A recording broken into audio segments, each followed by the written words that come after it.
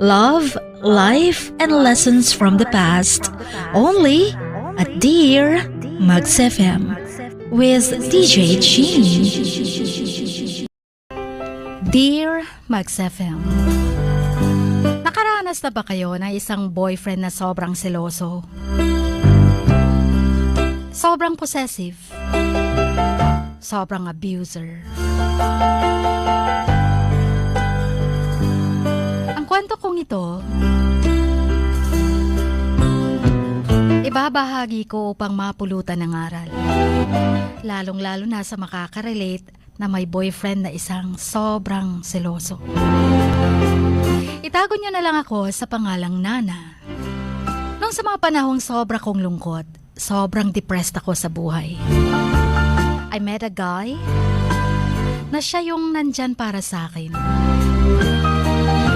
Laging nagpapangiti, laging bumubuhay sa mga malulungkot kong sandali. He was there when I needed someone. I had a lot of reservations about him. Pero nung nanligaw na siya sa akin, sabi ko, hindi pa ako ready. Hindi ko naman siya binasted ng diretsahan. Sabi ko lang, kung makakapag-antay siya, may pag-asa naman siya. Hanggang dumating ang panahong pinapasok ko na nga siya sa buhay ko. And since I was emotionally vulnerable, sinagot ko siya, sinubukang mahalin siya. So nung nanligaw na siya ulit at kinulit niya na ako, tinanggap ko ang pangungulit niya at ang panliligaw niya. This time I felt like I owed him, para bang utang na loob ko sa kanya. Kasi nga, siya yung nandyan nung kailangan ko ng someone. So I said yes. The first thing he did, nung nagsimula na kaming mag-date, ay yung i-withdraw niya ang affection and attention sa lahat ng mga kaibigan ko. Madami na siyang pinipintas sa mga kaibigan ko.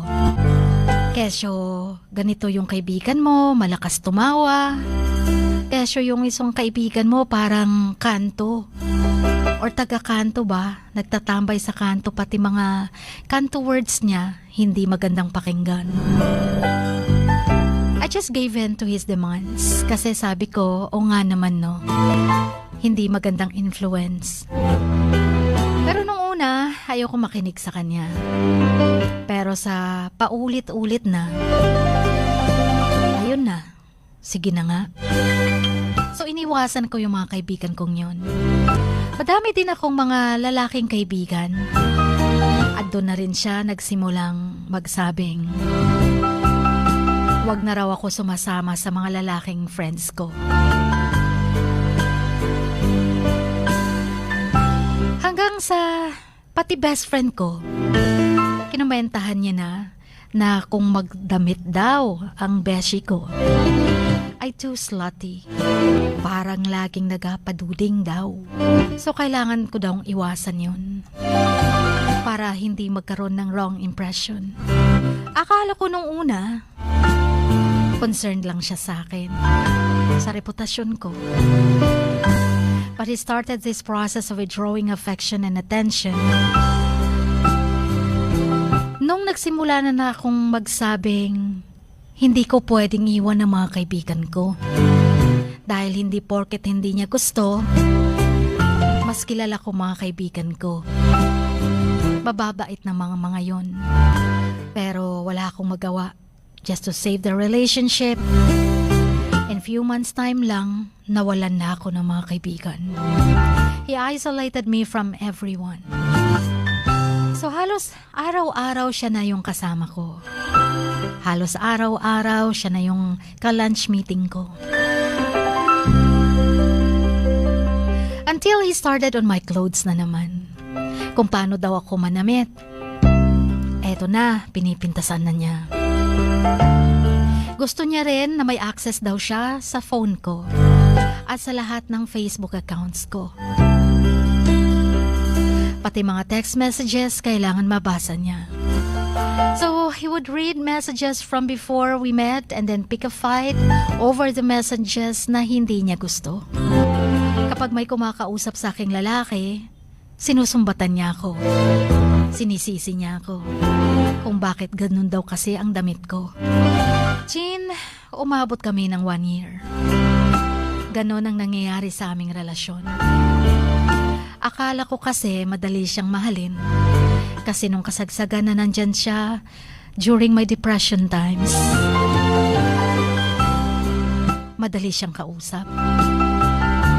Lahat binibigay niya, ipinagkakaloob niya. Buong oras niya, andyan siya. Hindi ko alam na obsessed na pala siya. So it took me more than a year to get myself back to who I was after that relationship. Dahil nakipaghiwalay ako. Pero hindi naging madali ang paghihiwalay namin.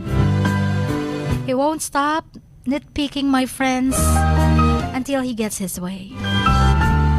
Yun bang tipong padami siyang sinasabi sa message, sa chat, para mag-guilty ka lang?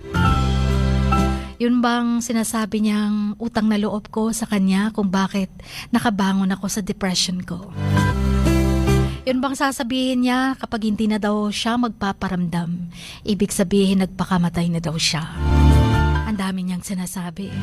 He was only loving and caring when he was getting his way. And the effects of such a relationship linger for a long time. Parang na-trauma ako. Parang ang hirap ko mawala sa kanya. Parang feeling ko andyan lang siya nakamasid. Nagsistalk sa lahat ng ginagawa ko sa buhay. Andun yung sinasabi niya na meron daw siyang ibubuko, kakausapin niya daw mga kaibigan ko, at marami pang threats. Sabi ng utak ko, ng puso ko, stay as far away as you can from him. Break up with him. I know it would be hard, but it's a million times better than becoming a shadow of yourself. Yung bang parang huhubaran mo na ang sarili mo, ang personality mo para sa kanya. Yun bang papalitan mo kung sino ka? Changing who you are just to fit into what he wants. Hanggang sa nalaman ko one day, Jean, may ka-live-in pala siya ng matagal na. He was deeply in love with that girl. Pero ganun din ang ginawa niya sa akin, yun pala din ang naging background niya. Buti na lang at hindi ako nag-giveaway na sa kanyang opinyon na kailangan mag-live-in na kami. Kundi siguro, parehas na kami ng ka-live-in niya na bugbog sarado. He was so obsessed. Gusto niya ang mundo mo, iikot lang sa kanya. Hanggang ngayon, sinustalk niya pa rin ako. Sinachat ng kung ano-ano. Nagi-guilt tripping. Kaya sana'y payuhan niyo ako. Paano ba makawala sa isang selosong katulad niya? Sa isang obsessed na katulad niya? Hanggang dito na lamang ang aking kwento. Sana'y napulutan nyo ng aral. At sana'y marinig ko rin ang mga advice nyo. Until here, until next, ang inyong kamaks. Always, Nana.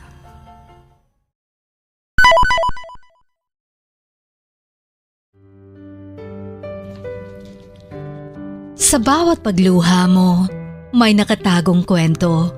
Sa bawat ngiti mo, may gustong sabihin ang puso mo. At sa likod ng iyong halakak at maging sa pagkabiko mo, may mensaheng nakabalot sa iyong pagkatao.